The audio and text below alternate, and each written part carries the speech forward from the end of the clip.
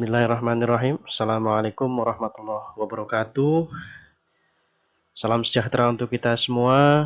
Semoga kita semua senantiasa dalam keadaan sehat dan dalam lindungan Allah Subhanahu wa taala. Bertemu lagi dengan saya Suwandi dalam series mata kuliah Organisasi dan Manajemen Bisnis. Pada pertemuan kali ini kita akan membahas terkait dengan lingkungan bisnis. Baik, yang pertama kita coba ingat pertemuan kemarin kita sudah membahas apa sih sebetulnya bisnis, ya, definisinya apa dan seterusnya. Nah, kita coba mengingat kembali bahwa istilah bisnis ini umumnya ditekankan pada 3 hal, ya. Ya, mungkin kita berpikir bahwa bisnis itu untuk hal-hal yang besar saja, tetapi sebetulnya bisnis ini ada macam-macam bentuknya gitu ya. Usaha perseorangan kecil-kecilan dalam bidang barang dan jasa. Jadi bisa juga untuk usaha-usaha kecil ya, atau istilahnya UMKM. Nah, kemudian usaha perusahaan besar seperti pabrik, transport, surat kabar, hotel.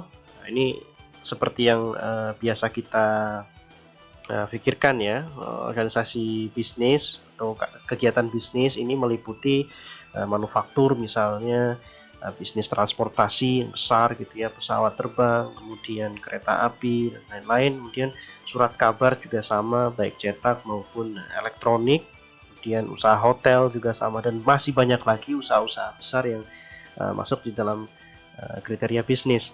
Kemudian yang ketiga adalah usaha dalam bidang yang terkait struktur ekonomi suatu bangsa. Jadi klasifikasinya ini mulai dari kecil, besar sampai pada level yang multinasional yang besar sekali gitu ya. Nah, bisnis sebagai sebuah sistem terbuka dapat mempengaruhi atau dipengaruhi oleh faktor-faktor lain. Jadi bisnis ini dapat dipengaruhi dan bisa juga mempengaruhi faktor-faktor lain. Jadi ada faktor-faktor yang kemudian mempengaruhi bisnis ya, kegiatan bisnis tersebut. Nah, kita masuk dalam definisi. Apa sih sebetulnya lingkungan bisnis? Lingkungan bisnis adalah segala sesuatu yang mempengaruhi aktivitas bisnis dalam suatu lembaga organisasi atau perusahaan. Ya, faktor-faktor yang mempengaruhi tersebut tidak hanya dalam perusahaan atau intern, namun juga dari luar atau ekstern. Ini menurut Wieland dan Hanger. Ya, dalam definisi ini kita bisa lihat bahwa lingkungan bisnis ini adalah hal-hal yang mempengaruhi aktivitas bisnis. Ya, faktor-faktor itu bisa berasal dari luar organisasi maupun dari dalam organisasi. Ini akan kita lihat pembagiannya. Ini adalah jenis lingkungan bisnis. Kita bisa membagi lingkungan bisnis berdasarkan jenisnya. Yang pertama adalah lingkungan khusus. Nah, ini bagian dari lingkungan yang secara langsung relevan bagi organisasi dan dalam mencapai tujuannya. Ya, artinya lingkungan khusus ini berkait langsung dengan tujuan organisasi, langsung ada di dalam organisasi gitu ya, relevan dengan pencapaian tujuan organisasi, atau kita gampangnya dekatlah dengan organisasi gitu ya. Nah, ini dibagi lagi lingkungan internal dan lingkungan eksternal. Nanti akan kita coba breakdown satu persatu. Kemudian yang kedua adalah lingkungan umum. Nah, ini berkaitan dengan kekuatan di luar organisasi yang berpotensi mempengaruhi kinerja organisasi. Artinya ada aspek-aspek lain di luar organisasi yang juga berpotensi mempengaruhi organisasi secara umum gitu ya. Baik, akan kita coba breakdown satu persatu. Yang pertama adalah lingkungan internal. Nah, ini segala sesuatu di dalam organisasi atau perusahaan yang akan mempengaruhi organisasi atau perusahaan. Nah, biasanya ini digunakan untuk menentukan strength dan weakness organisasi atau perusahaan. Dalam analisis SWOT ya, SW, strength and weakness. Nah, ini ada di dalam internal organisasi. Nah, biasanya memang lingkungan internal ini menjadi menjadi wilayah yang dianalisis di dalam metode SWOT tadi ya, strength dan weakness-nya. Nah, ada beberapa komponen di dalam lingkungan internal ini, ya. Yang pertama adalah karyawan, ya. Tentu saja karyawan ini menjadi satu satu elemen yang apa ya, yang penting untuk dilihat karena karyawan ini berkaitan langsung dengan operasional perusahaan atau organisasi gitu ya. Jadi yang melaksanakan kegiatan operasional, yang bekerja di dalam organisasi itu ya kan karyawan gitu. Sehingga karyawan ini sangat berpengaruh terhadap organisasi. Dan yang kedua adalah pemilik atau pemegang saham. Jadi pemilik dari organisasi atau perusahaan ini juga sangat berpengaruh terhadap organisasi karena jalan atau tidaknya organisasi ya bergantung dari kebijakan dari pemilik maupun pemegang saham, ya. Jadi apa namanya, pemilik dan pemegang saham ini punya power untuk menentukan arah dari perusahaan itu akan seperti apa. Kemudian manajer perusahaan ini berkaitan dengan kegiatan operasional juga, ya. Ini juga berkaitan dengan kebijakan-kebijakan yang dibuat oleh seorang manajer perusahaan, ya, strategi-strategi bisnis seperti apa yang digunakan. Nah, ini juga ya mempengaruhi gitu ya. Ya, bagaimana manajer membuat sebuah kebijakan, kemudian bertindak, menyusun strategi dan lain-lain. Ini akan menentukan perusahaan tersebut atau organisasi tersebut maju atau tidak. Ya, sehingga manajer perusahaan ini juga penting untuk dilihat. Kemudian yang terakhir ini serikat pekerja. Nah, ini juga sama ya, serikat pekerja ini biasanya berkaitan dengan hubungan industrial di dalam organisasi ya.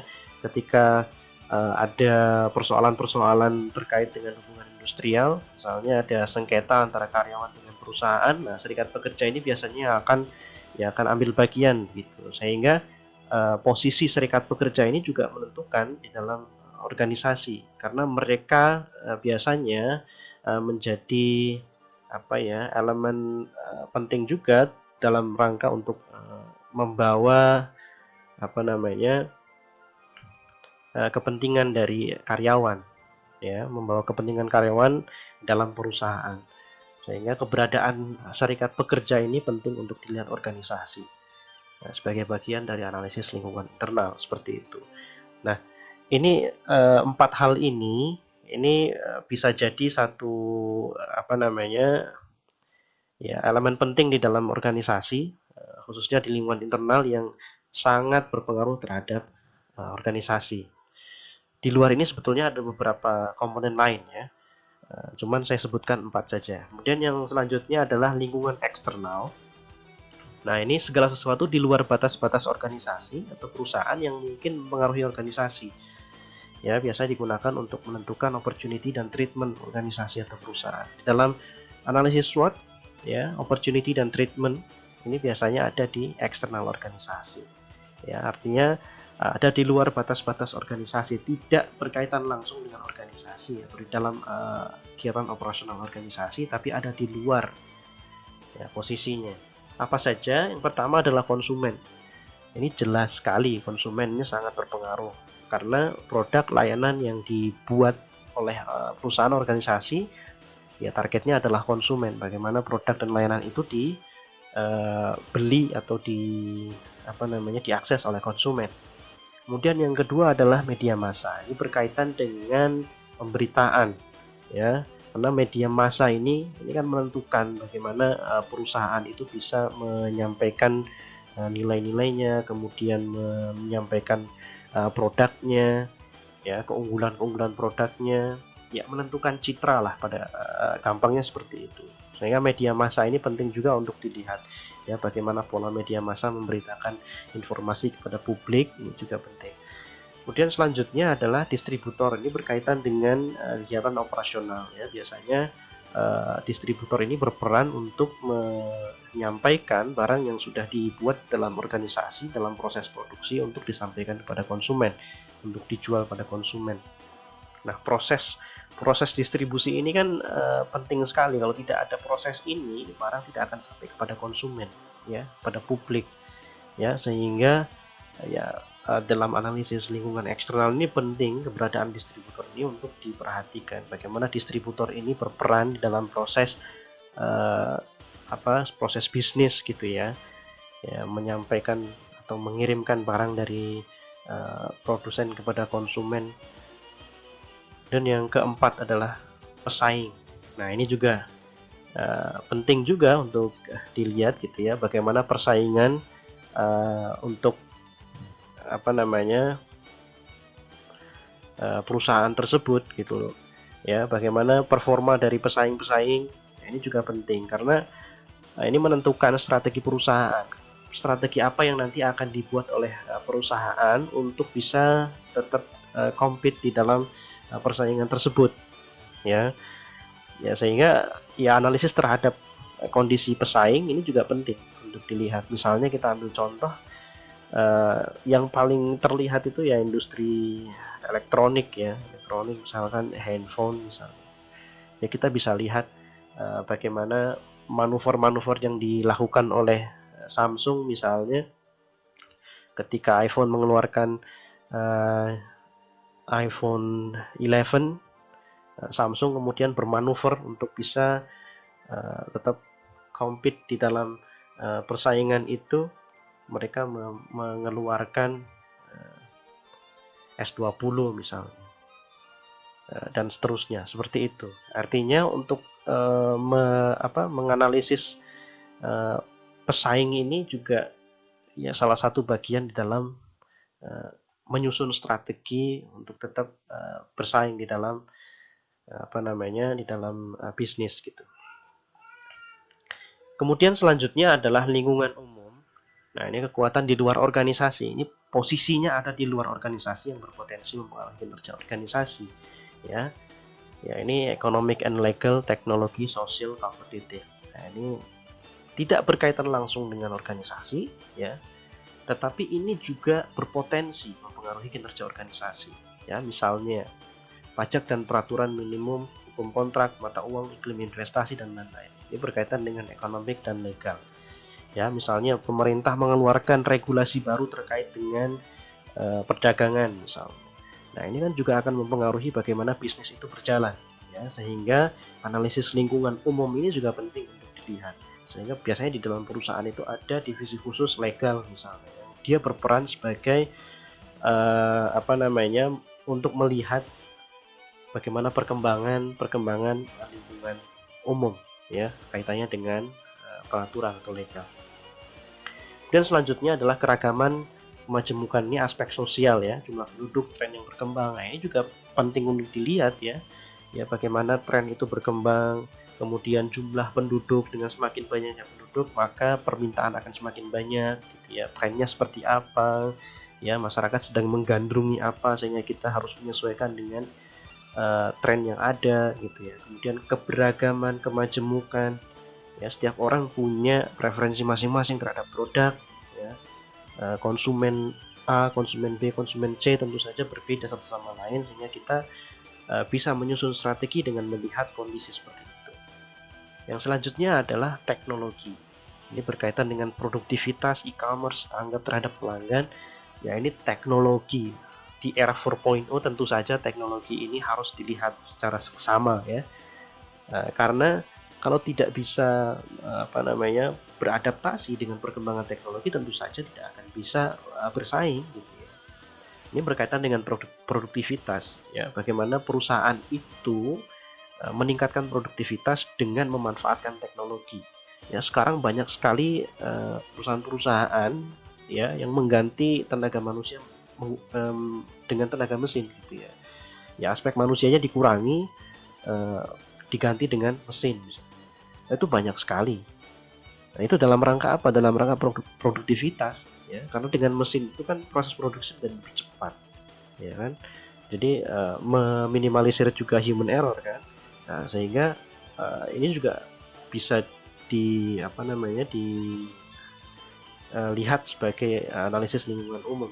Dan e-commerce sekarang berkembang sekali, e-commerce banyak sekali marketplace yang muncul baik dalam negeri maupun luar negeri gitu ya. Dan itu sangat mempengaruhi pola konsumen gitu ya, bagaimana konsumen berbelanja, kemudian aktivitas-aktivitas bisnis juga berubah ya. Banyak perusahaan-perusahaan retail yang akhirnya mereka tidak kuat gitu ya dengan kondisi tersebut, sehingga mereka tutup untuk fisiknya, retailnya, tapi kemudian mereka membuka marketplace. Contoh misalnya Matahari, sekarang membuka matahari.com misalnya. Nah, itu contoh-contoh saja bagaimana kemudian e-commerce ini juga menentukan bisnis gitu ya, apa namanya, lingkungan lingkungan umum e-commerce, teknologi e-commerce ini berpengaruh terhadap aktivitas bisnis. Nah, kemudian yang keempat, kompetitif. Ini keunggulan komparatif bisnis. Ini berkaitan dengan bagaimana perusahaan itu membuat produk yang memiliki keunggulan. Ya, jadi punya keunggulan yang unik dari produk-produk lain sehingga dapat berkompetisi ya dengan produk-produk yang lain. Kemudian eksklusivitas ini juga banyak anut oleh perusahaan-perusahaan dengan produk-produk yang eksklusif. Ya, ada market tersendiri ya untuk produk-produk seperti itu, dan itu meningkatkan competitiveness sebuah perusahaan atau organisasi. Nah, apa sih sebetulnya urgensi analisis lingkungan bisnis ini? Ya, setelah kita lihat tadi beberapa materi tadi, internal eksternal perusahaan, ya sebetulnya apa sih manfaatnya? Yang pertama adalah memungkinkan kita untuk mengidentifikasi peluang bisnis. Ya, jadi dengan kita menganalisis lingkungan bisnis, tentu kita akan tahu peluang-peluangnya. Ya, misalnya tren, kita bisa melihat tren masyarakat sedang hit sekarang apa. Dengan kita melihat tren itu, tentu akan kita temukan peluang bisnisnya. Ya, kebutuhan masyarakat ternyata berubah sehingga harus harus diarahkan ke sana, misalnya seperti itu. Kemudian yang kedua, memanfaatkan sumber daya yang dengan baik. Nah, ini berkaitan dengan ketersediaan sumber daya dalam perusahaan. Dengan kita menganalisis lingkungan bisnis, ya, ini kaitannya dengan lingkungan internal biasanya, karena sumber daya ya, apa yang ada di dalam organisasi atau perusahaan. Ya, dengan memanfaatkan dengan menganalisis lingkungan bisnis itu, maka akan didapatkan kondisi sumber daya, ya, kekuatannya seperti apa gitu ya, kemampuan produksinya seperti apa, kemudian karyawannya seperti apa, dan seterusnya. Menghadapi perubahan, nah ini kaitannya dengan tadi, perkembangan sekarang kan cepat sekali sehingga penting untuk bisa menghadapi perubahan-perubahan yang terjadi. Ya, ini jelas sekali ya, perubahan-perubahan yang muncul dari era tahun 90-an dengan era milenial sekarang juga sudah terlihat sekali perbedaannya, sehingga perusahaan-perusahaan yang tidak bisa menghadapi perubahan ini ya akan collapse gitu ya. Kalau istilahnya Renal Kasali itu disruption. Dengan adanya disruption ini tentu akan perubahan gitu ya. Kemudian bantuan dalam perencanaan ini berkaitan dengan perencanaan dalam organisasi ya. Bagaimana organisasi itu membuat sebuah perencanaan ya, sehingga analisis lingkungan bisnis ini penting untuk membuat rencana gitu ya. Dengan kita melihat kondisi internal organisasi kemudian eksternal organisasi, kita bisa membuat perencanaan kira-kira yang cocok untuk organisasi seperti apa, bagaimana menyusun strategi untuk membuat produk baru misalnya ya. Membantu bisnis untuk meningkatkan kinerja, ini jelas ya, karena dengan lingkungan analisis bisnis ini analisis lingkungan bisnis ini tentu akan membantu untuk meningkatkan kinerja organisasi ya. Ini berkaitan dengan memanfaatkan sumber daya tadi ya, dengan kita bisa melihat kondisi sumber daya dan kapasitas sumber daya. Nah, dengan kita melihat itu, tentu saja kita punya strategi bagaimana kemudian untuk meningkatkan kinerja organisasi. Nah, ini beberapa komponen analisis lingkungan bisnis ya. Pertama, scanning, monitoring, forecasting, dan assessing. Nah, ini scanning ini berkaitan dengan identifikasi petunjuk awal dari perubahan dan kecenderungan lingkungan bisnis. Jadi identifikasi, scanning dulu ya. Di scanning, kemudian di monitoring, observasi atas perubahan atau kecenderungan lingkungan bisnis, kemudian proyeksi atas hasil yang diantisipasi berdasarkan perubahan dan kecenderungan, kemudian menentukan waktu dan pentingnya perubahan.